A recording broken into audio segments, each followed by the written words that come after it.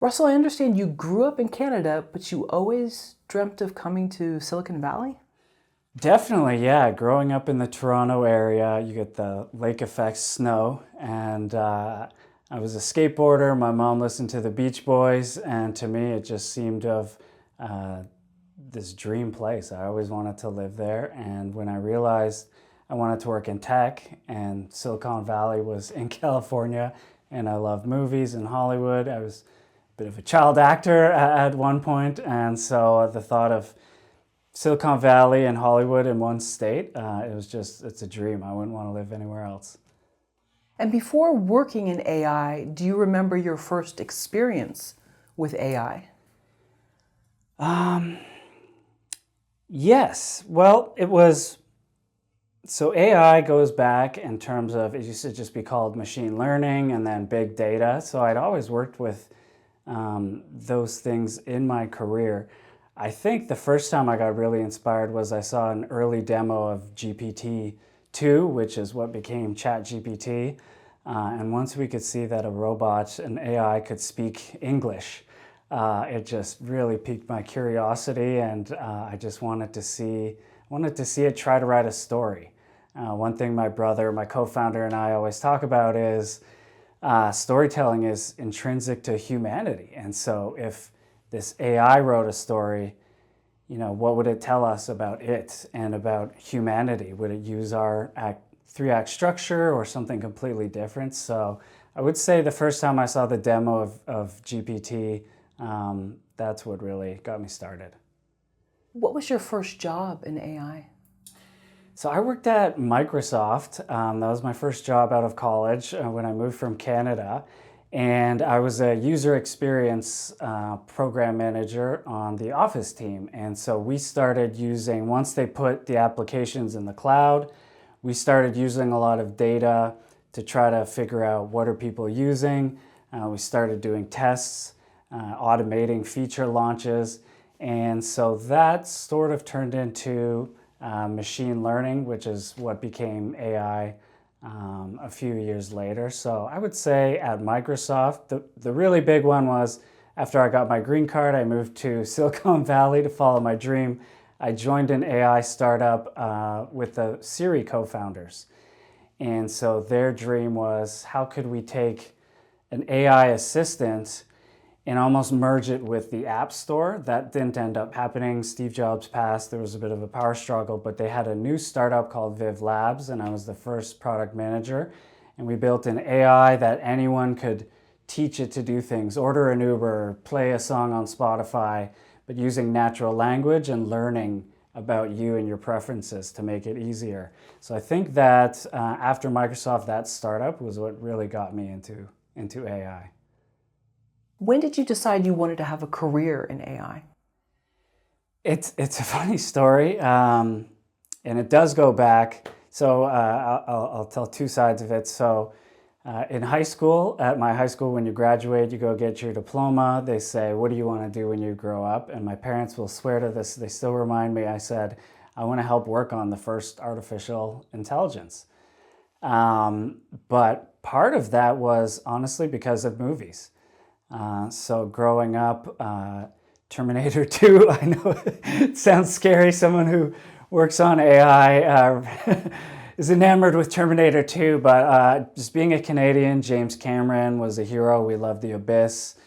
It really got my brother and I into, the CGI for the water snake. How did they make that? And then it developed into the T-1000, and it was just incredible, but also just learning about AIs and how, in the future, there could be a lot of dangers and things we need to watch out for. On the other hand, one thing we say in our startup is AI plus human is always going to be the winner.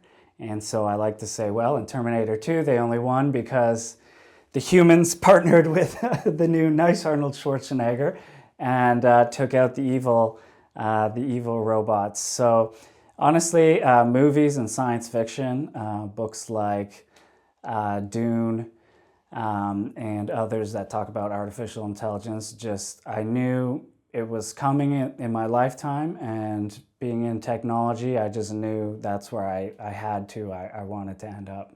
I think it's important that it reminds me of almost the Manhattan Project. I just watched Oppenheimer, and I would rather see good people sort of in the West allied countries work on it, figure it out, and get control of it. I think that's one of the most important challenges in our lifetime. And so I'd like to be on the side of good, trying to build it for good to help humanity. Well, you say right now reminds you, or maybe you've said that I think previously, Yeah. of the time of World War II and Yeah. the Manhattan Project. What do you see in terms of the pluses and minuses, the fear, maybe some of the myths? I think that there's a saying actually from Bill Gates, I think, which was, we overestimate what we can do in a year and we underestimate what we can do in 10 years. There is a parallel with AI in terms of, for example, ChatGPT came out in the fall of 2022, writer strike May through the summer. I think that a lot of the talk was a little early. People were saying ChatGPT can write a full script now, but it couldn't. It was not even close. I think a lot of those fears are something I wish there was more sort of balanced reporting discussion. That's why I love your series on AI. But I do know and think that in the long term, 10 years, maybe longer, AI is the most important and dangerous thing we do need to look out for. I think there should be a United Nations group on AI, like the Atomic Energy Commission, because terrorists would love to use it, evil people would love to use it. You've probably heard and seen of all these deep fakes. There's deep fakes of politicians. That stuff absolutely needs to be watched out for. The positive note I'll end on is, having worked in tech for 15 years, and my dad telling me about generation before and studying it, I don't think there's ever been an industry more upfront and prepared for regulation as AI now, much more so than social media, crypto, other technologies. So I really do think that the people working on it they probably spend almost more of their budget on AI ethics and safety than they do on developing the next GPT-5. So I'm very optimistic. When did you decide you didn't just want to work in AI, you wanted to have your own company? Well, I'll give you a serious answer and a funny answer. The funny answer is I started my career at Microsoft. I'd been there for 5 years. The plan was, stay for 5 years. That's a big resume requirement, minimum 5 years experience. I was waiting on my green card. But this was when, Twitter, I think, was just presented at South by Southwest and took over, and the iPhone, the App Store, every day there was a new Instagram and Uber and all these apps. And I just thought it was so amazing that a small group of people with an idea could build a billion-dollar company. And that's why I moved here from Canada. We talked about California earlier, so I love the weather, the music, the culture, but I was following my American dream, definitely. Once I had worked as a product manager for 5-10 years, I thought that I was ready for it. I'd led teams of people. And then the funny answer is, once I started to get a bit tired of working at Microsoft and big tech, you can only work on spreadsheet software for so long. I saw the movie The Social Network, and it is still to this day one of my favorite movies.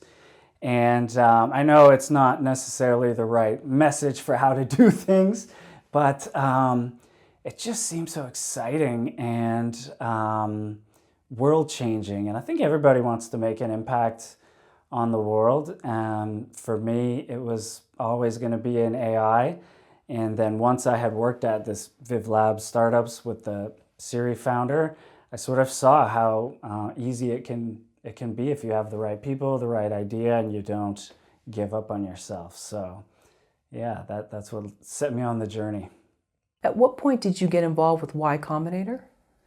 Well, I had applied, and we didn't get into the batch program, but I think probably what you're referring to is during the pandemic, they put their startup school program online, and it was free for anyone to use.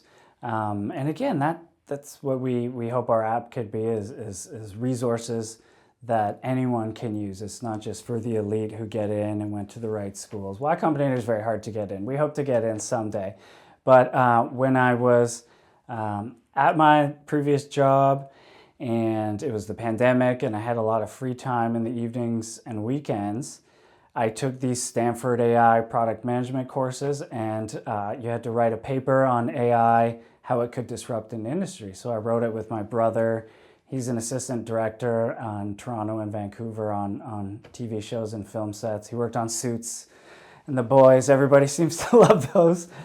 And I wrote the paper with him, and the professor just said, A+, you gotta quit your job, go do this. I see the team product market fit. Wasn't quite ready. It's pretty terrifying I'd worked in tech for 15 years, and there's a big safety net, but I finally felt like I had the right co-founder and my brother and the right idea. The time was right. Generative AI was just starting. So the last thing we did was we signed up for Y Combinator and took the course online. And during the course, you have to interview like 5 to 10 people a week. So my brother, we interviewed everyone on his set and people he'd worked on previous sets with. So writers, directors, producers, executive producers, stunt coordinators, costume maker, everything. And we showed them the early prototype. This was well before the strikes and ChatGPT, so AI wasn't so controversial. And people, they would type in their idea, maybe a character, maybe, oh, this is how it should end. And okay, I'm always stuck on Act 2, how to connect Act 1 to 3, and it would give them an idea. And one person said, oh my God, it's perfect. It's like it read my mind. I'm jealous. Why did I not think of this idea? Can I use this? And that's when the light bulb went off. So we submitted the results with Y Combinator, and they sort of agreed and encouraged us. So after everything looked good, quit my job and we went all in. And I think you had said in a prior interview that at Y Combinator on the application, they ask like how long you've known your co-founder and different things like that. Yeah, that's their biggest thing. And I investigated why. And also they don't allow one person to apply. You have to have a co-founder. And then one of the biggest reasons people fail is you've never worked with them or built anything with them. You know, you just met them online or something, and or you both went to Stanford. But yeah, I was able to put on my application, we have been working together for 30 years, because when we were little kids, probably about 8 years old, my dad got a VHS camcorder. And so we were obsessed with the movies Ninja Turtles and Ghostbusters. My mom always said, you don't even need a babysitter. We'd just put on the tape and we would watch it over and over till it would burn up in the VCR. And then when we couldn't watch it, we realized we had the parts memorized. And so we would act them out, and then we would film us doing it. And then that led into my brother and I making movies. So we've been making home movies to indie, high school project to even movies today. I'm an executive producer on his latest. So it was fun to be able to say that. There's been ups and downs. And the other thing they say why you need a co-founder is one of you will be up when the other's down, and it probably won't be at the same time, so you need to pick each other up, and you want someone who's not going to quit on you. So I think with my brother, we used to beat each other up. We got all that out of our system when we were kids, and now we're able to just believe and trust in each other. And I think that was a strong point on the application for sure. Yeah, that's fascinating. I love that. You had talked about that in another interview, how when one is up, the other one might be down. Mm-hmm. And that's very crucial. Startups are hard. 95% of them fail.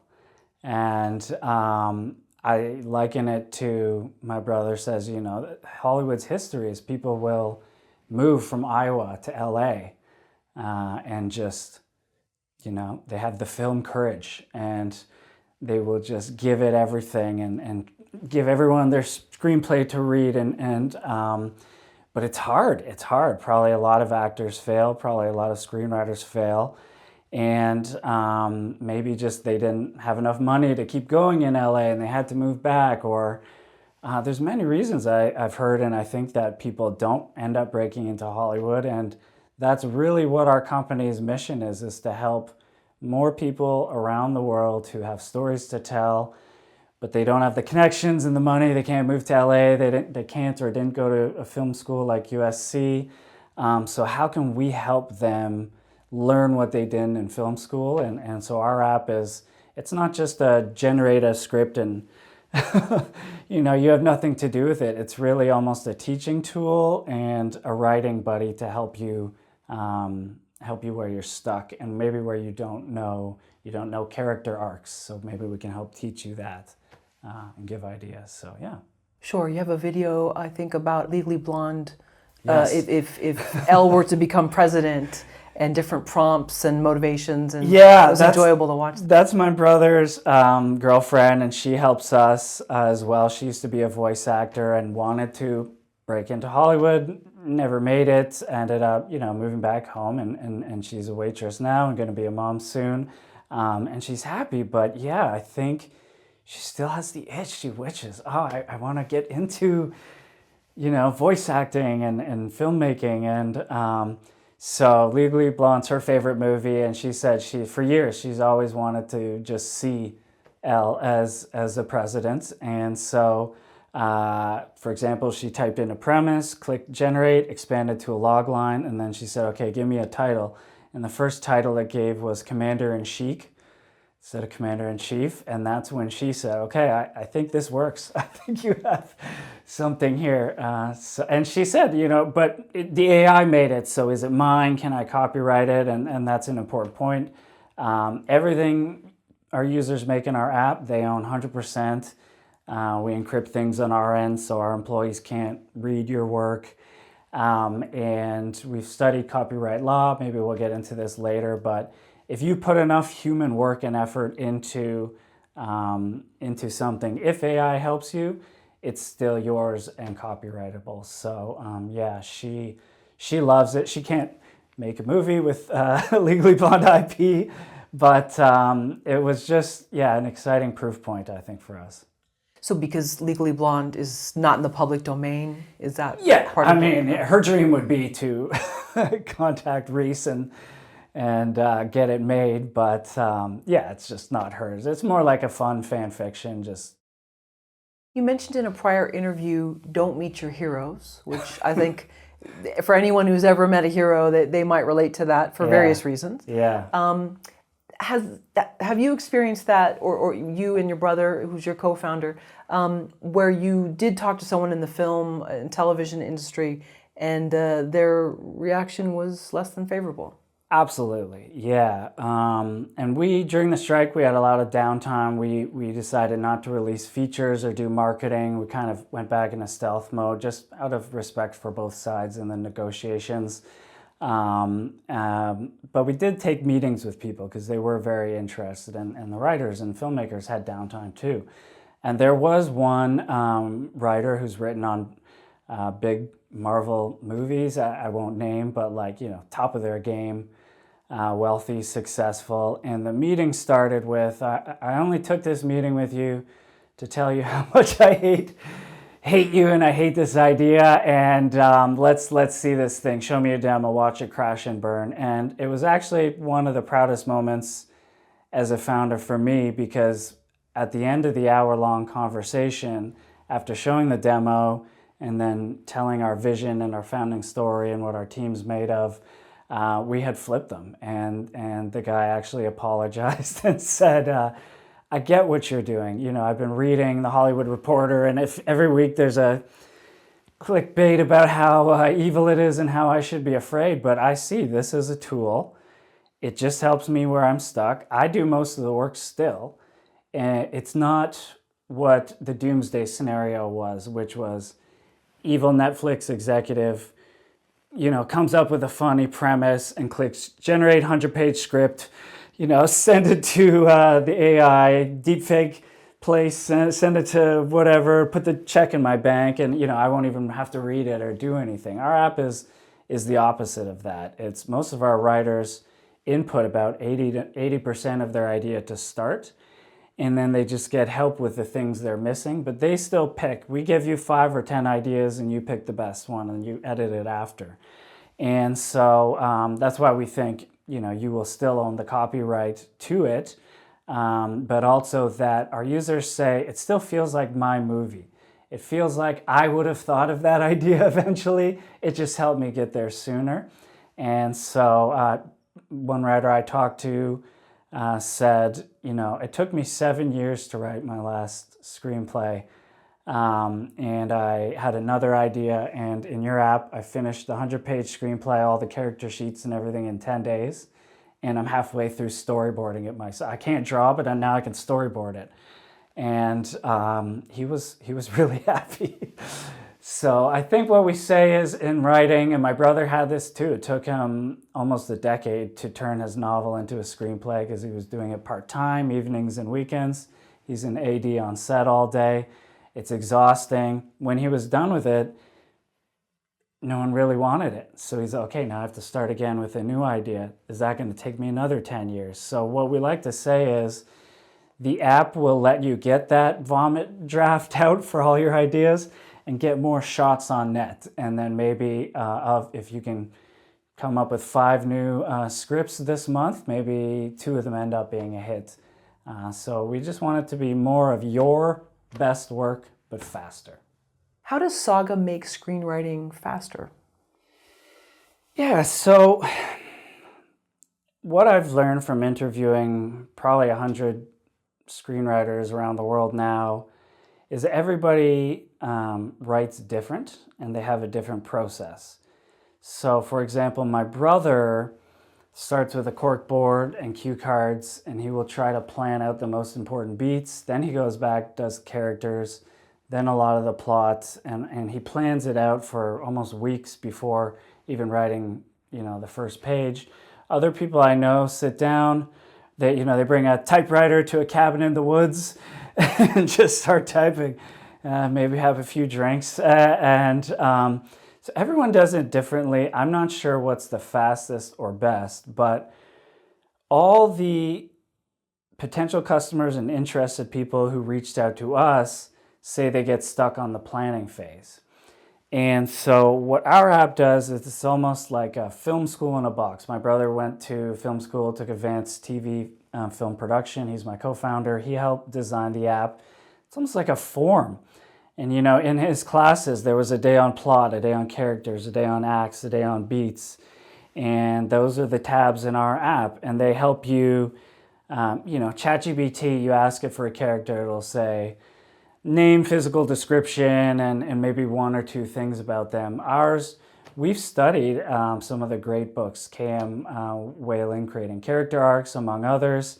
And so we know that even secondary characters need a compelling backstory. And so we have boxes for the ghost, the lie, the need, the want, with examples. And when you hit generate, we look at everything you've written, from the title to beat 40 to whatever, and then we asked the GPT API, among others, to give a bunch of ideas. You don't like them, click it again, click it again. It never gets tired, it never runs out of ideas. Chances are there will be one in there that you like. And what our users also say is, because you can see, and this is why it's hard in ChatGPT, it's a scrolling chat window, but on our app, you can see the process, you're filling in the blanks. And so I think we can get people through the planning phase, just if they have a premise or a log line, in less than a day or maybe 2 days. And so I think that really speeds things up. The writing part, to be honest, people use it less for generations. For technical and product decisions, there's no, okay, now generate 100-page script button on our app. We encourage you to start writing, and then when you get stuck on a line with writer's block, you can say, give me an idea for the next line. Or if you have a beat and there's just a scene in the midpoint that you just can't, you're staring at a blank page, you can say, okay, help me, but it'll give you half a page. So the idea to speed people up is to prompt them, to get them around writer's block, to show progress. How it does not speed people up is by doing all the work for them and writing everything for them. And so that's what I think is really going to be different about us and our company, why our users seem to like it, enjoy it better than ChatGPT or some of our competitors. Yeah. And it doesn't complain that it's tired. Well, it's interesting. So we also do storyboards. And so that came, sometimes we interview people and they say, listen, I'm a writer, WGA, not crossing that line, never going to use it, not even going to use ChatGPT to like do a beat sheet for me. And that's fine. People don't have to. Not everyone has to use AI. That was one of the outcomes of the script negotiations. The studio can't force people to use it. But a lot of writers we talk to say, I can't draw. And I would love to communicate some of the scenes as they are in my head. The storyboard is really, it communicates the emotional impact visually of the scene. One of our users who's a director said, I am so picky with storyboards. And someone will draw them by hand or, with a pen on an iPad, and they'll spend weeks doing it. It's very expensive. It's like $500 a day, for anyone to hire a storyboard artist. And then they would say, you know what, I've changed my mind. I want you to redo everything, but make this character, this gender or ethnicity, and so the human has to go redo it all. And then they say, I will go back 3 or 4 times and make them redo hundreds of storyboards. And by the 5th time, they hate me. And that's when I think, okay, I have to compromise and give up on my vision of perfection. And what that person loved about our app is you can keep asking for the smallest changes a million infinite times if you want, and it will never get tired, it will never complain, and you will end up with almost more creative control by using AI. So that's a feature that a lot of writers who don't like AI writing, they are very interested in the storyboarding aspect, and now we're adding previs. So if you saw Sora from OpenAI, we're using a version from a different company, but we'll integrate Sora soon, and then you can actually do previs and animatics on all your storyboards, and everybody loves that. Writers, storyboard artists who can animate, and directors. So yeah, I think it's going to be great. How would you explain AI to a child? I think that AI is the first computer that learns like children do. Back in the day, we would program computers, and a program would look like, if this happens, do this. If this button click, do this. But if it's already been deleted, give this. And you have to, almost like a tree of everything that could possibly happen, and you program it in. But you can't do that for self-driving cars. You can't have a statement that covers anything that can happen. A child runs into the road to catch a Pokemon on Pokemon Go, and it can't account for everything. So the way AI works is we don't program it, we show it examples. The simplest one that I would use for a child is, let's say I have 10 pictures, and some of them have cats and some of them don't, or they have dogs or other animals. What you would do is you would take all 10 of these pictures and scan it in, and then you would label cat yes, cat no, cat yes, cat no. If you show it enough pictures that are labeled, it builds what's called a neural network. And what I would say to the kid is, it's like our brain, where if you do something enough times, those connections get really strong. And in a neural network, we call those weights. And so it has its own representations of what dogs and cats are, and it breaks it down by cat has eyes like this and pointy ears, and then so that veers off from what the dog. And then so when you have a new picture, basically the strongest weights weigh up, and it arrives at an answer which says cat yes, versus even things that look like cats. It will have figured out different parts of it. So as applied to writing, the way that LLMs, large language models, now work is they scan, for better or worse, it's controversial, but they've scanned the whole internet, including everything on Wikipedia. And it's taught itself vector sort of representations of what each thing in the world is. And it has a brain now like a child does. And that's why people think it can now write original things, because it's not just copy and pasting using an if statement. If poem in the style of X, reference these poems. It has its own idea and concept of what poetry is. So it's a little bit like our brain. And the summary is, I guess, it learns from examples and teaches itself. Kind of reminds me of the Silicon Valley episode. They made the app Hot Dog, Not a Hot Dog. That's basically. Exactly it. And that was actually, someone made it in real life, and it was one of the first examples. But it really blew people away because it was the first time it actually worked. Yeah, the very first that's why they call it machine learning. That was the name before AI was officially granted to it. And that's just on a tangent, or if you still want to put it on this. So that's why, for example, the biggest breakthrough in AI was not chess, it was the game Go. So chess has so many moves that you can brute force it, and the computer's really fast. It can just say, here's all possible moves, pick the best one. And that's still almost like if statements. With Go, there's more moves than stars in the universe or something crazy like that. And so you could never program a machine to play Go. So they said that was, if a machine can ever win at Go, that is true artificial intelligence. And that happened a few years ago. There's a great documentary called AlphaGo.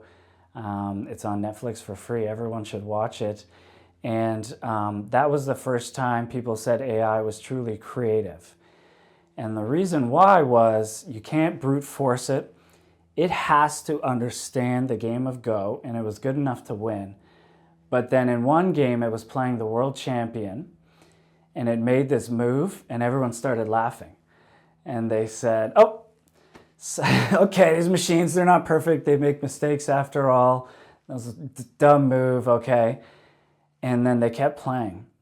And every expert and commentator started cluing in one by one. Wait a minute. And they call it the famous move 37. And they said it won the game because of this move. The world champion said, I now think about the game of Go in a different way. I'm a better Go player having played this machine. In 3,000 years of humans playing Go, they all agreed no one ever would have made this move. So I think that was what convinced me AI won't just parrot out and copy from other people's works of art and then just stitch them together. I really do think that AI, maybe not yet, but will be able to learn our story structures and come up with new ones, and then really blow people away. I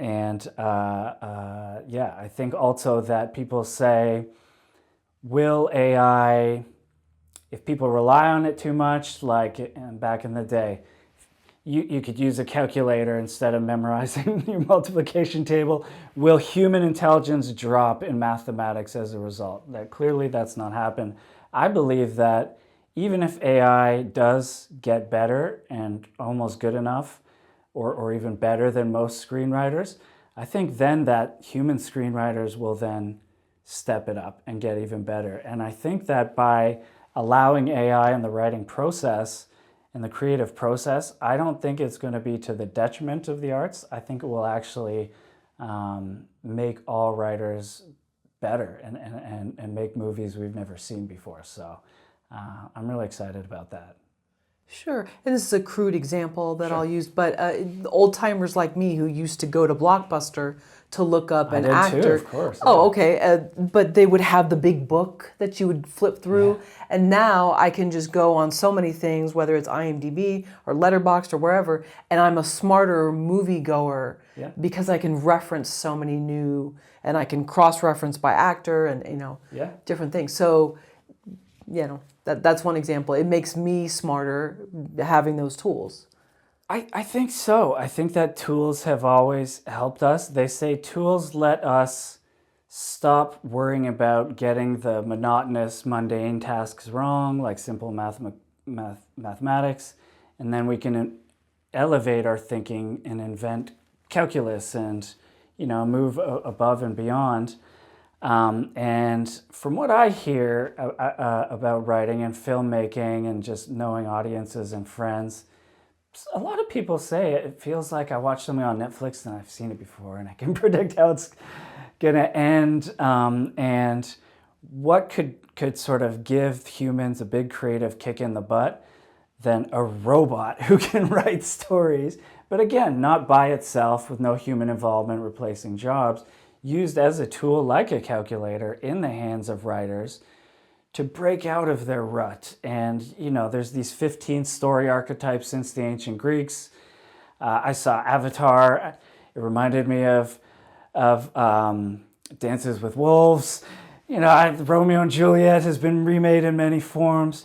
But what if AI could help people break out of these regular story archetypes and do things like Christopher Nolan is just my hero, and Memento was just blew me away. And even Pulp Fiction doing things out of order. Like, I think it could be almost like a twist engine to just help invent new story structures. And the goal of our company and the dream of positive AI in filmmaking is not just the terrible or the Hallmark, not to hate on them, but like, there's so many Christmas love movies and each one's just in a different city.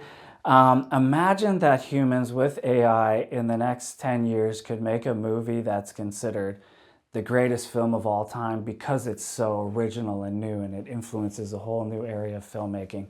I think that is when people will finally say, okay, we don't hate AI so much in Hollywood anymore. It's actually kind of cool. Well, what is the difference between AI and AGI? Yeah, so AGI is artificial general intelligence. So what that means is every AI right now cannot do a general variety of tasks. Every AI that's invented does one thing. It plays a video game, it drives a car, it writes English, it's a chatbot or something. And you need to teach each of those with a large set of data and examples, and it takes a while. AGI is when we have taught one system enough. Maybe we've taught it driving and animation and it's scanned Wikipedia, and now it knows enough that if we say, okay, predict the stock market, without knowing what the stock market is, it could then teach itself that without any data or anything because it knows enough about the world and economics and money. So I think the general definition is it's an AI that's smart enough now. It can do every task humans can do, at least as good, and in some cases better and faster. And then some people confuse that with a SI, and that is the movie Transcendence with Johnny Depp and Terminator and 2 and all these things. That's the AI that is smarter than all of humanity, every person that's ever been born, all of our collective knowledge times maybe 1 trillion. And that's the one that I think people actually are, it should be afraid of, and governments need to prepare for, and we need to make sure, if we can, that there are safeguards, that adversarial countries, terrorist countries do not get it, because that's when that sort of thing could just shut down power grids, the internet, do whatever it wants. And so that's the one that I think is more dangerous than the invention of nuclear weapons. That's why people say it's bigger than electricity, it's bigger than fire, because fire doesn't have a mind of its own. it can destroy things, but it's not planning and thinking. ASI, that's the one when we're worried it's going to trick us and get out on the internet. And so, yeah, AGI and ASI, two different things, but sort of along the same path. And just as with the blockchain and things like that, is there a government body that's overseeing the development of AI? Yeah, I was just I live in the marina in San Francisco, a block from the water, and just the other day, Joe Biden and all the Marines landed again, and I assume for another meeting with OpenAI.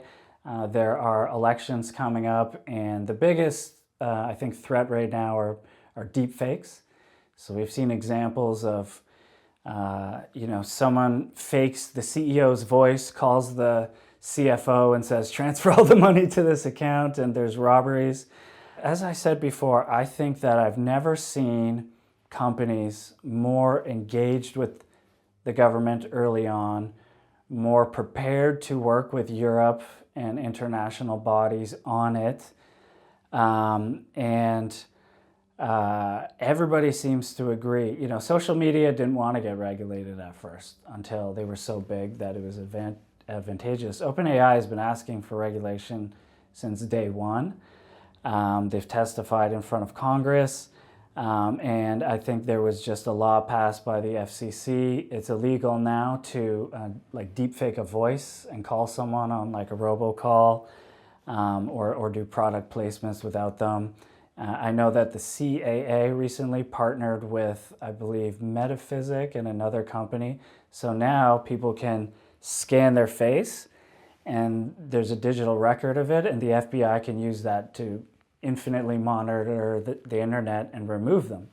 So I actually think that we're more prepared for this than almost any technology ever.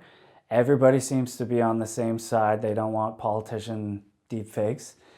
And then the last thing I'll say is OpenAI, which is the leading company, they started all this, ChatGPT and everything.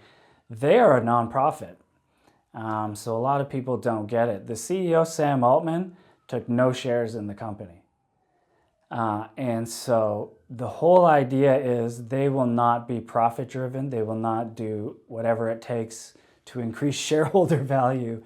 Their mission statement is humanity benefits from AI, which is sort of a way of saying someone is going to do this. The tech is now here.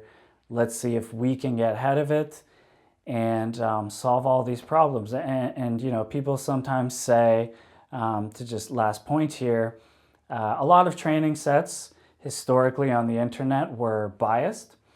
So for whatever reason, whoever compiled them, there was more pictures of white people than anything else. And then when systems were built to scan for melanoma, it didn't work on anybody but white people's hands. But that was figured out almost that same week, and they had fixed it by the next week, and included more African American and people of color in the data set. So I see OpenAI being proactive. They block you from saying, write this screenplay in the style of Aaron Sorkin or draw a picture of Brad Pitt. You can't do it. So they seem to be really ahead. So I like to say a lot of people are projecting what's the worst case that could happen, because we just saw FTX and the scandal and Theranos, and Silicon Valley has sort of lost the world's trust, I would say, in the last few years. But I really want people to really look into it and see how much work is being done to fix this stuff and make it to the benefit of everyone. And just lastly on this topic, what about search engines penalizing people who use AI, whether it's in their writings? Is that a myth? I think that's a myth. Yeah, Google is all in, Microsoft is all in on AI. It's going to be built, if not already, into Word, Outlook, Google Docs, anything. Everybody will be using AI. I mean, you don't have to, but it will almost be like a spell check or a grammar check. It will be powered by AI. I don't see any way that the search engines would do that. It's very hard to detect for text. There are plans to embed hidden watermarks in it. It's a lot easier for images, and in fact, OpenAI now has a hidden watermark that says this image is made by AI. They're doing that to be proactive. Same for a lot of the audio companies. So I don't think Google is doing that. I do know that there are several websites. My brother's in a few like writers communities where you can submit works, people review them, some where you can submit it and they'll sell it or include your short story in their magazine. A lot of them have blocked AI created submissions, but I think for a good reason, because here's a funny story. One person had GPT write a novel by just copy pasting everything, and they submitted it, and they didn't say it was made by AI, which if you don't want to, I don't know. But I read the book, and in some of the chapters, the same sentence would just repeat 5 times in a row, or the character that would forget. So it was clear to me this person had not even read their own submission, not even once. And so clearly there are people out there that are just trying to get rich quick, write a story, write 100 stories, submit them all, flood the zone with work. I think that's terrible. And so I don't know if Google's blocking it yet, but I think there should be aspects of creativity where it is not allowed. And one idea I had was in let's say the Academy Awards. If my dreams and predictions come true and AI can help people make movies, maybe they just have 2 categories. One for like completely human made movie, and then a category for like movies made with the help of AI, and then maybe, it's clear, it's transparent, but also it's not banning AI. People who want to use it can, people who don't have to. And I mean, cinema is a market, right? People pay for the best work. The ones that fail, they don't make money and those people retire. So I think that's also another way to see. Is it true that humans will always have the creative touch that AI never can have? Or maybe there's some amazing movie that the new Godfather, and it's made with a little help from AI. And then I think people would say, I'm not so against it. I enjoyed this movie so much. I don't care who made it or what tools they used.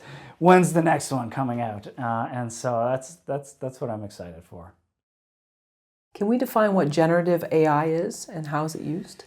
When deep learning was invented several years ago and started this AI machine learning revolution, the biggest task it would do was prediction. So I would say the 2 flavors of AI are prediction and generative. And so for prediction, you would look at a large set of data and then say, based on this historical trend, predict how the stock market's going to do, or what our earnings will be, or what's the best directions to take on Google Map. Generative did evolve from prediction. That's how the language models work, is basically you have a sentence and then it predicts what's the next word over and over and over, and that's how ChatGPT writes. And that's really when things became generative. It really felt like it could now write and speak English and create original new things. Not just predicts the next number in a set, but actually write an original poem or come up with a joke. And because of the way they work, it can actually do completely original things. I always think of Truman Burbank, one of my favorite movies, The Truman Show, trying to recreate his lost lover's face. And he would cut, a chin from one magazine and eyes from another and paste it together. But that's not generative, that's more combinational. I think really people started calling it generative AI when it could create original new concepts. And the same goes for the image generators. So it doesn't just try to take pieces of other people's images and splice them together and smooth the edges. It starts from a whole bunch of random dots and noise, and then it slowly works backwards and tries to change each dot. It does it all at once to create a whole new image. And this is really this is really what generative AI is about, is it's creating new things, text, image, and now video. I think it's just going to get better and better and more interesting for sure. What is Sora AI? Yeah, so Sora is, it seemed like the right evolution. It's sort of what we predicted and built for our startup. Text would be the easiest, and then images. And video was almost inevitable. So Sora is a generative AI for video. ChatGPT does text, DALL-E 3 and others you probably heard of, Midjourney do images, and now video. The problem with video and why it took so long is when you type a palm tree on a street in California and generate an image, and then you do it again a second later on DALL-E, OpenAI's image generator, those will look completely different. And even if you try to write the prompt so detailed, it's a paragraph long, those two images will still look completely different. And so video was hard because you can't just say, draw 24 images, and then we'll just record it for a second, 24 frames a second, and then now we're making videos, because each of them, the character, for example, will look a lot different. What Sora has done is cracked the consistency problem, so you can really animate a bunch of images. It extended the length to 60 seconds, so the state of the art up until now, and what's in our app for previs, is 2 to 5 seconds of animation. So Sora can do it for 60 seconds. And you can picture how, if you have a bunch of shots in your movie per scene, some are 30, 40, 60 seconds, you could then combine them all, and that's what's called synthetic video. You don't have to film anything. It's a complete video made, possibly as long as you want, where all you're doing is telling it in text or providing images and saying, a tree like this but taller, and it will change it. And that, people predicted it, but it also scared a lot of people. Tyler Perry saw it, and I think he's shutting down an almost $1 billion investment in Atlanta, which is a shame. It's not public yet, so I don't think he's tried it. A lot of people predict it is still not ready to make cinematic videos. You just don't have enough control over it. But it will probably be used within the next month or two to make short films that are maybe avant-garde artistic. My prediction is by the end of the year, they will have solved all the problems, and that's when it's synthetic video, which is scary to actors, people who work on movie sets, do lighting, do camera work, do costume, makeup, everything, because it is possible people will just type in and make their movies. The one thing I'll say is the quality will be low. It will not be competing with the Avengers at the box office for at least many years, maybe not ever. It's possible that AI-generated video like Sora, even 5 years from now, will never be able to create full cinematic video that's 100% at the behest of the director of photography's and the director's creative control. So I think there's space to use it, maybe some scenes for visual effects. We predict it will be used mostly by indie aspiring filmmakers, film school students, people just making short artistic videos, definitely music videos, but I would have advised Tyler Perry not to make an $800 million business decision on a 60-second demo, because we don't know if it can make a movie yet, and it's possible it never will. Possible it never will. Why do you say it's possible it never will? There are some problems that are not always solvable. AI is very scientific. Every single breakthrough that's happened has been a lot of work, maybe some luck, but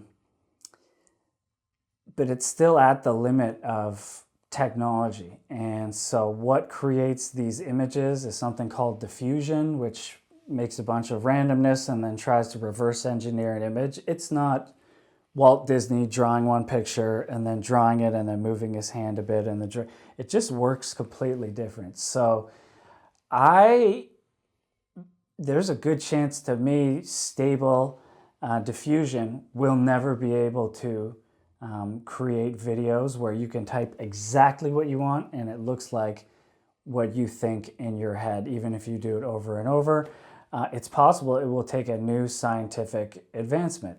Now, there are some of the most well-funded, biggest, most powerful companies in the world with the smartest employees, paid the most, working on this 24/7, and will be for the next forever until someone cracks it, because I think it's a very, very profitable product. But if you hear from scientists, they are already saying things like AI will never understand why a joke is funny, or AI will, here are the problems that we think AI will never crack.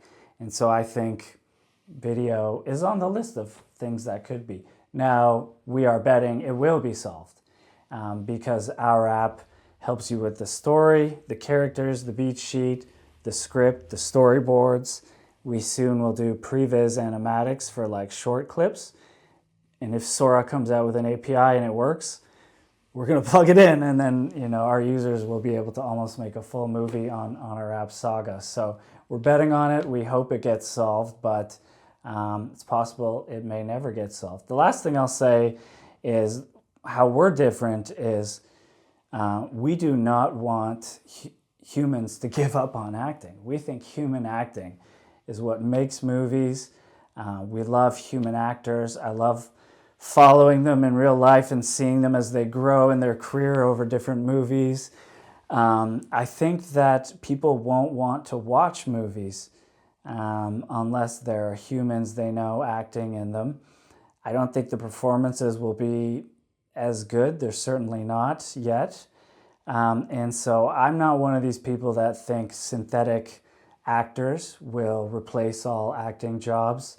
In fact, I think because there will be more projects made with AI, I would encourage people to get into acting. I think that's one of the important professions. Go to acting school. And I think it would be a travesty if the outcome of AI and filmmaking was that humans stopped learning acting and elevating it. It feels like every generation's elevating the craft. If that stops, I think that would be terrible.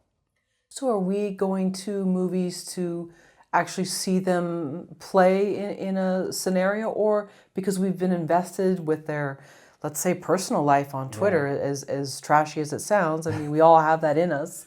We're kind of curious, we're all curious about other mammals. Yeah. My cats watch other cats, people want to watch other people. But is that why we go? Where we want to see this? I think it's definitely both.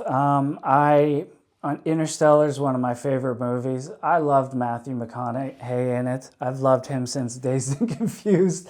I love when he is at events and gives interviews. And when I hear a movie's made and he's in it, it gets me excited. So there is that.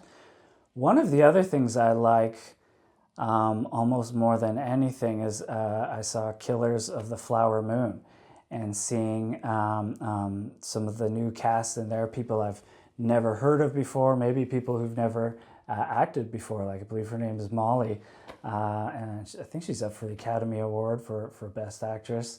And so seeing people who I don't know in a movie, I feel like I get lost in it a bit more, and that is also appealing to me. So I think it's both, but the moral of the story is now I know her and I want to see her in the next movie, and I still want humans. One example I give is there was an AI rapper created recently called, I think, FK Mecca or something like that. And they had scanned in every rap song in the world.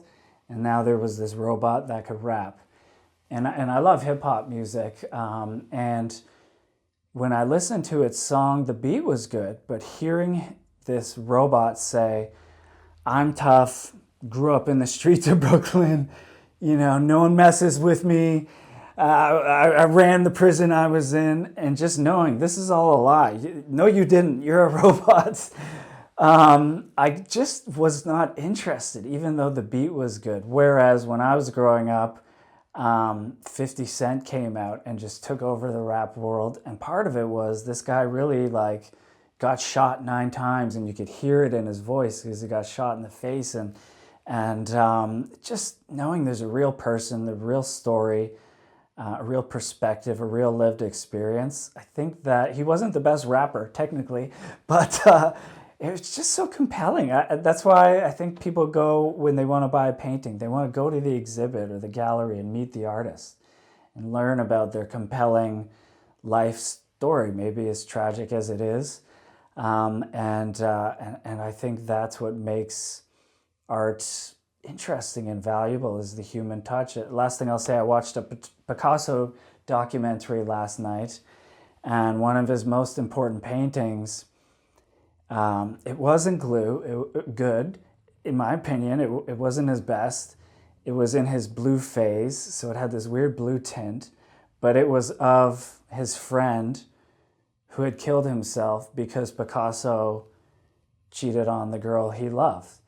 And the painting, after I knew that story, the painting immediately was just, it changed from, oh, my kid could draw that, to, wow, I can feel why he's painting with the blue tint, even though everyone's telling him not to. It's him expressing his life story. So it's a long answer, but I think it's one of the most important things for your audience to hear is there will never be, I believe, completely AI-generated movies. And so the thing about executives are going to fire all filmmakers and robots will make all the movies, I just do not believe in that future. And I think people should be less concerned about it and just keep on with their careers, keep making great movies. Can AI write a 120-page screenplay? No. So I think that was one of the big misconceptions during the strike. I had actually reached out to someone on the WGA's AI committee, showed a demo of our app, and he had tried ChatGPT, and still to this day, it doesn't write more than, let's say, half a page at a time. And even if you have ChatGPT Plus, you can ask it about 40 questions till you get timed out and locked out for almost a day. So we have tried to write a 100-page screenplay, an original work, with ChatGPT's help. It's just not possible. You can't even say, collect everything and export a PDF. It doesn't do that. The thing about GPT is the longer it goes on, the worse it gets. So people call it hallucinations. I think I mentioned it before. It starts off pretty good. The first half page is good. The rest of the page is okay. And then before they had these limits, and when we used the API, we tested it and tried to do 2, 3, 4, 5 pages, and it just goes completely rogue. And it will forget the hero character and invent a new one, and it's just a mess. So I don't think it will be anytime soon. Even if GPT said, okay, we can now write a full 100 pages and export a PDF or an FDX for final draft, I think that's going to be many, many years.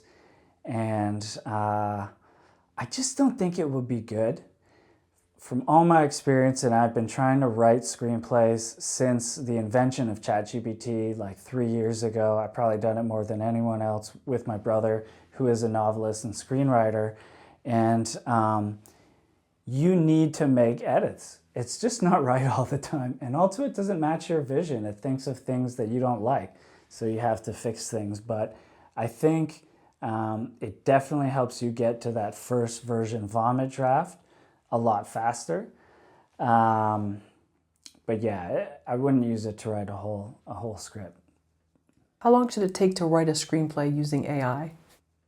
I think it's different for everybody. I think that speed is not the number one goal. I think that's what a lot of AI companies are missing. No one cares more about getting done faster than writing their best possible work that they're really proud of. you see a lot of AI companies where their whole thing, and it's, I'll research the founder's background, and they're, they had a failed crypto startup and they're clearly just jumping in. I talked to some, I've watched them. I like movies, so I'm going to make tools for filmmakers. I should know what I'm doing. And a lot of their features are, we'll come up with a movie idea for you, or type in an idea and we'll write, as many pages as we can. And that's not what people want. You mentioned Y Combinator earlier, and we would interview 5-10 people a week. And writers, what they say is, I don't need or want a movie idea generator. I have 7 ideas. I've been tumbling around in my head for years.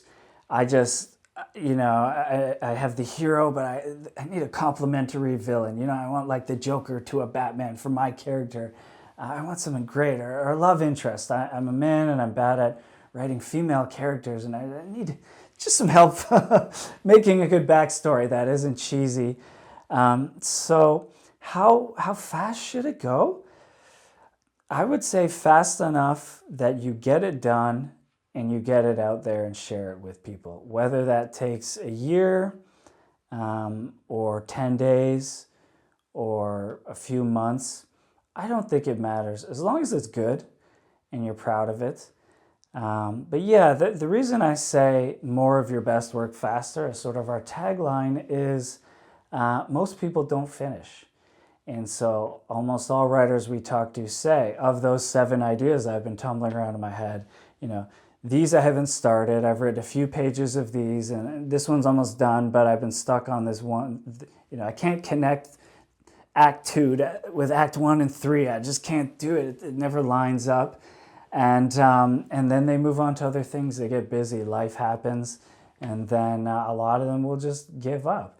So it's got to be fast enough that you get done in enough time that you can get it out there. And if it fails, you can get on to a new one soon. I hope that doesn't take years. So I'm hoping a year or less. Maybe probably 2-3 months is a good number if I had to answer. Sure. Yeah, I feel like as an artist or a writer, we need structure. Ideas are endless. I mean, if so many, it keeps our head full. But yeah. And it's personal to you. And so if you just go to ChatGPT and say, write a movie idea, it'll come up with something. It'll probably be cliche and not very good, but it won't relate to you at all. And isn't one big thing, and one thing I've learned on Film Courage is sort of write what you know. And so that's what we love about our app is we had someone who knew a lot about blockchain, is now looking for other work and passion projects in the crypto winter. But they wanted to make a movie about Bitcoin. So they would go in the log line and say, a movie about how Bitcoin was really invented, because no one knows. And make it sort of like Back to the Future. Biff Tannen goes back with the almanac. Like, what if some guy is a time traveler and he goes back and he stole the code from the world government currency of the future, and then so now that's why he made up the pseudonym Satoshi Nakamoto. And the reason there's $40 billion in his Bitcoin wallet that hasn't been touched since 2008 is because he's gone back to the future and he's collecting interest. So he typed that in, and then it came up with just such cool B story and theme ideas. And so yeah, it's like people want their own ideas and they can type in those to our app. But if you're stuck on anything, or you're not good at writing for certain types of characters, or you're bad at dialogue, we'll just help you a bit. That's the idea. what are the best AI tools currently that can be used for screenwriters? Yeah, so I really do think Saga is the best, because we've done a lot of prompt engineering. We've structured it like film school. We have some competitors that came out after we launched. I won't name them, but they don't work. Simply put, ChatGPT I've mentioned a few times, and again, I love OpenAI. I think ChatGPT was one of the biggest inventions of my lifetime. I'm so happy we can build our app on top of it. But other than our app and ChatGPT, I would not recommend anything else. Probably soon, Google Docs and Microsoft Word will have AI built in. So those will definitely be options, and they might even have templates for, 40-beat feature film or 15-beat Save the Cat style. I have a feeling they're going to get into it. That's for writing. As far as storyboarding, it's still really hard. I think our app is one of the best out there because we've solved the consistency issue. So we have a characters page where you describe everything about your character, including their description. So when you're drawing a storyboard on our app, you pick from a list of shot types, camera angles, soon color palettes, and lighting. And then you can say people by name. So Karen and David standing outside welcoming Russell to the set, and it knows what we look like, and it knows what your house looks like, and so it draws really great storyboards. But storyboards on Midjourney probably have the highest lifelike quality, but it takes a lot of time and effort, and you need to get on something called Discord and learn coding command prompts. So it's great, but I'm not sure that's the one I recommend. And then I know you asked about writing, but as far as the video, the top two right now are Runway Gen 2.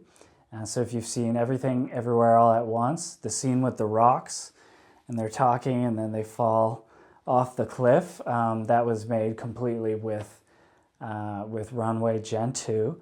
Another one is Pico Labs, and then also Sora. And then the final aspect is sort of what we've been calling deepfakes. I think people don't like the name anymore. They're calling it virtual performances. But there's a company called Metaphysic.ai. They're the ones who did the Tom Cruise deepfake video, which was just groundbreaking. And then there's another, I believe, Flawless AI. And they have a really great system where, let's say, in their example, an actress says a line with the F word in it, and then later they decide we want to go PG rating. And so rather than go reshoot, reset, redo everything, it would change her lips and her voice to say the new line. It emails her and sends to her phone, here's what we changed it to, do you accept? She can say, yes, you can alter my likeness. And then they're saying companies are saving just millions of dollars on reshoots already. So I would say those are the top tools, from screenwriting to virtual performances. Have you heard of anyone writing an entire screenplay with AI and then having success selling it? No. So one interesting thing, sometimes we talk to customers and investors and they say, oh, you're $20 a month, ChatGPT plus $20 a month. Why wouldn't I just use that? I mentioned a few times, we tried our hardest on ChatGPT to write a full script, and due to the limitations, you can't export 40 questions per day and you're locked out. The rating system, it can only generate maybe a paragraph at a time. You just can't do it. I have tracked closer than everybody. I have every Google alert possible. I know everybody in AI filmmaking in Silicon Valley and most in Hollywood. No one has ever used ChatGPT to write a script and sell it in Hollywood. Some people have said they use it for beat sheets and set lists, but that's it, which is again why I think the strike last year, I just feel so bad. So many people were out of work. LA lost, I think, $8 billion. The streaming residuals, that's out of my ballpark. But as far as the AI stuff, I think everybody thought ChatGPT, an exec could just write an idea and have a script. And no, it hasn't happened. I don't think it's going to happen anytime soon. A lot of our customers could have already, because again, we don't track their data, their usage. We don't know the titles of their movies. We don't really know who they are. We don't collect any data about them other than their email and name. And so yeah, it is kind of our dream that one of our users has already got a script. It's being filmed, and it would be hilarious to hear them up at the Academy Awards if they win and have success, and maybe give us a shout out. So that would be great. But yeah, as far as I know, no one yet. So again, I think that bring the fears down a little, be open-eyed, but I think a lot of the hype around writers being replaced by ChatGPT has been overblown.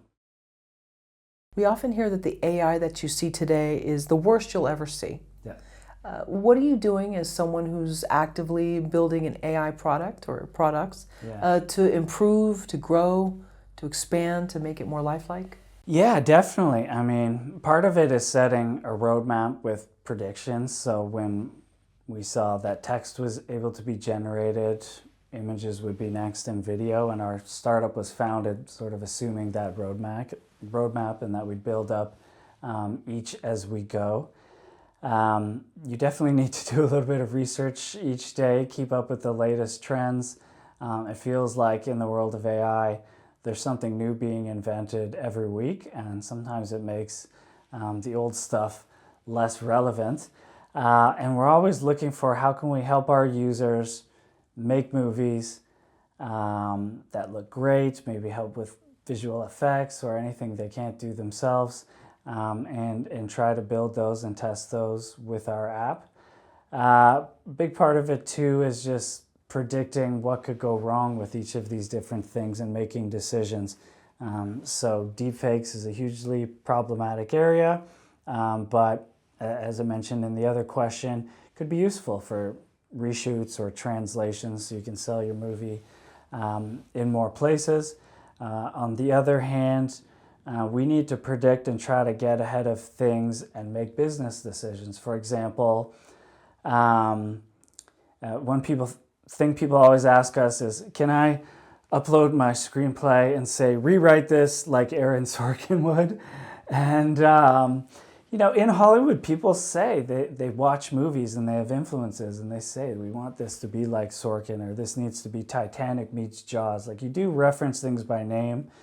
All filmmakers, actors, writers have read and been inspired by other works, but do we think it's ethical to block living famous people and artists' names? So if you ask it, rewrite this in the style of Aaron Sorkin, maybe we don't allow it.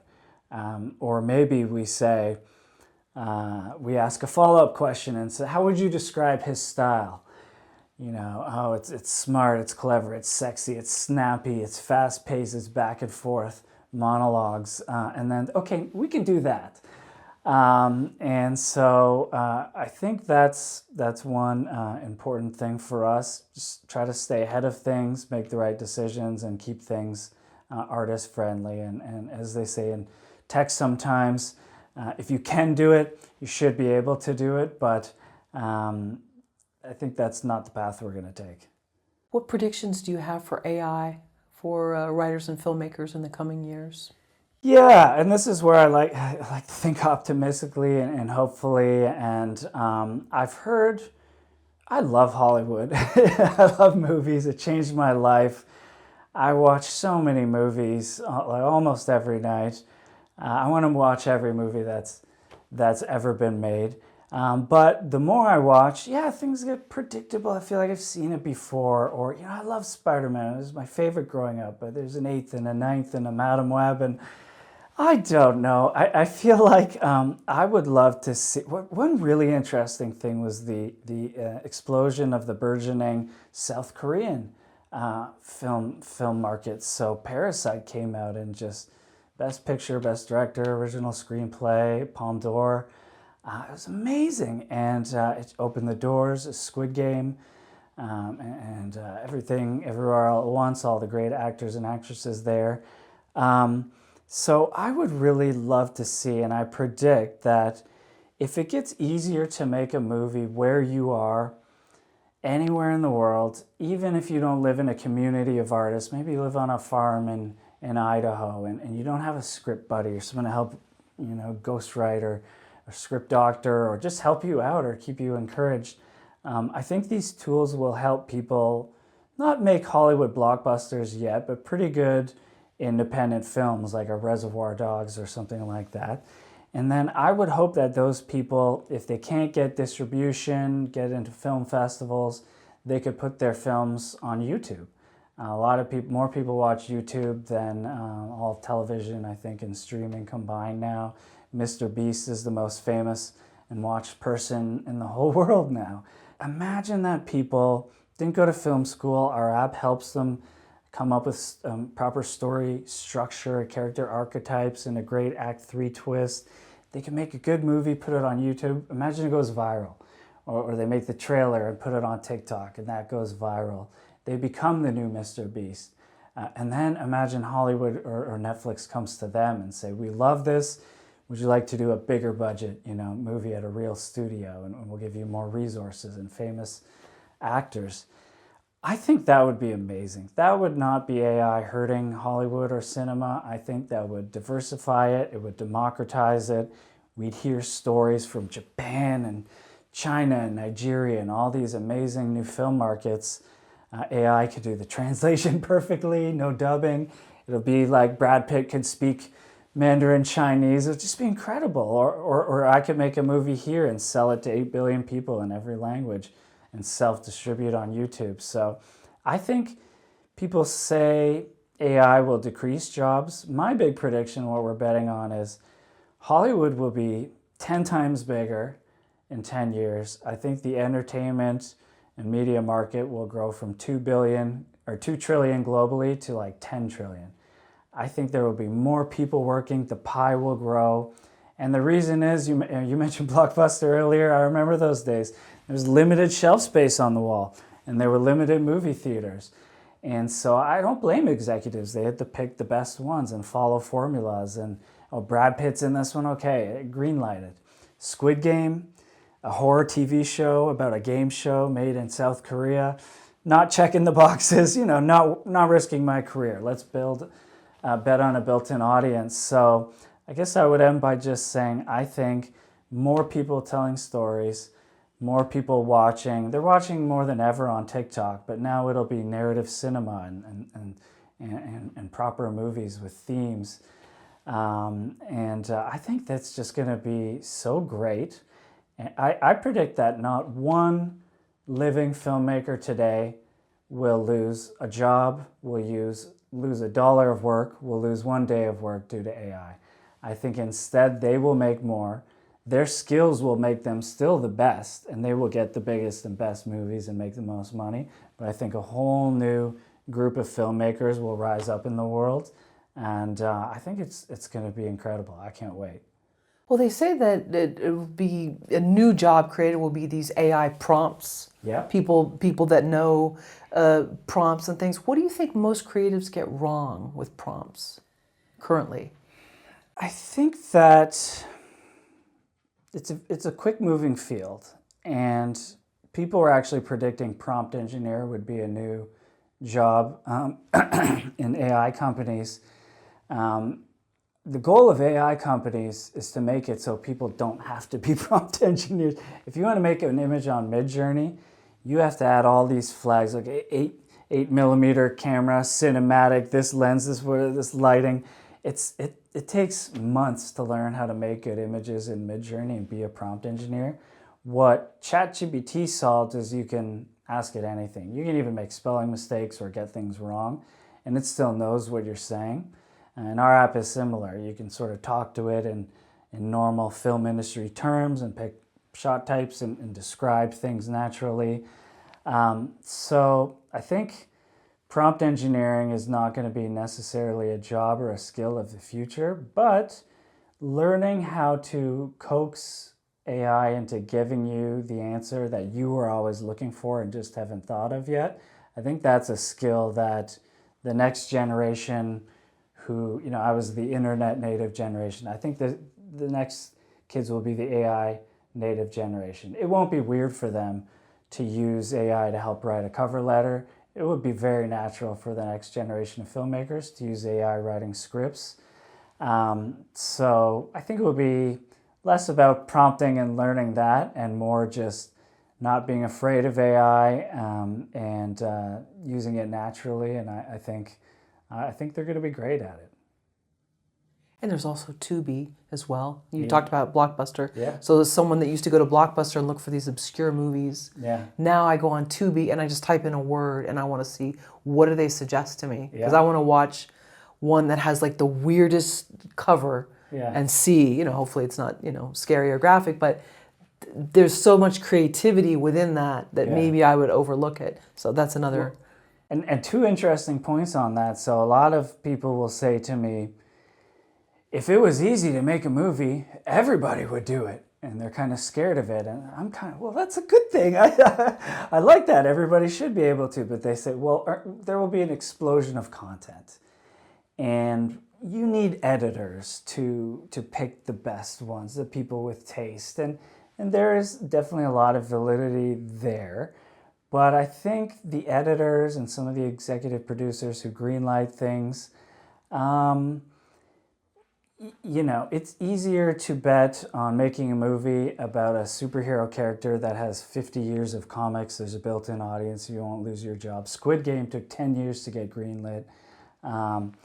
And so what I think is going to happen is that there will be, because we're in the cloud, Netflix could have 100 new movies a day, right? But they use AI to retarget exactly the 10 of those that are perfect for you. And so I think AI will solve that explosion and oversaturation of content issue. And then the other thing people talk about is almost these custom micro-targeted movies. And so if you would plug in your email and your Facebook and your Twitter and your Spotify, and it's sort of built a persona of you, it could actually make the perfect movie for you. What's your favorite movie? Oh, there's so many. It's hard to. It depends on what year it is. Just saw a few years ago Empire of Light. Yep. And I love that movie. I felt it was kind of overlooked. Yep. But they had so many components that I love. So let's just use that as an example. And so there's people like you all over the world that have probably never heard of it. Maybe it was overlooked. And it could be targeted to them absolutely personally. But imagine it could make a movie that good for you that you could watch a new one every night of the week. I feel like I only see 2 or 3 good movies a year. And I would love to be able to watch, for me, a Godfather or a Gladiator or a Shawshank Redemption, a movie. Those movies, I think about them for years. They change the way I think about the world and how I want to be as a person. If I could watch a movie like that every night of the week and AI was sort of choosing the perfect movie for me, I think that would just be incredible. And even people are talking about VR is a big thing. I don't know if you've tried the new Apple Not yet, Vision Pro or Oculus from Meta. One thing I think would be interesting was put on the goggles and watch, let's say, Gladiator, one of my favorites. And almost like a choose your own adventure. You can watch from different characters' perspectives but then when Maximus goes in the Colosseum, the arena, you can pick up the joysticks and then decide, okay, will I be good leader Maximus and I will save the other slaves and the movie goes one way, or I'm evil Maximus, I kill everybody and I become friends with Commodus. And so I think when AI can generate synthetic photorealistic video in real time, which could be a year or 2 away, you could have choose your own adventure interactive movies and an infinite number of them. You don't need to record all the different endings in advance. So yeah, I think AI, it scares me so much to think that the guilds would want to or try to ban AI just outright, just end it. I think it could really grow the industry, create new forms of entertainment, and just make cinema better than it's ever been before. So yeah, it's going to be interesting.